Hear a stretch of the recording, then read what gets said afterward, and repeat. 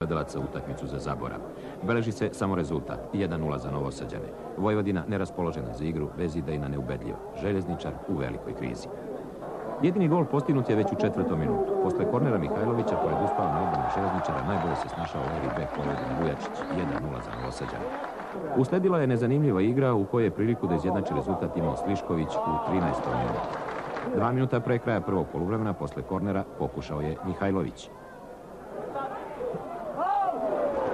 Ista dosadna priča i u drugom poluvremenu. Tek poneka akcija vredna pomena. U 54. minutu posle centaršuta Mihajlovića zamora nekici sa Unišić.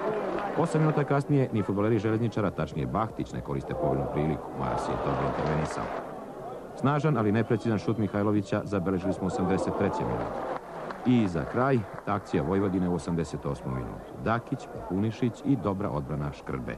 Pamtimo samo rezultat. Vojvodina Željezničar 1:0.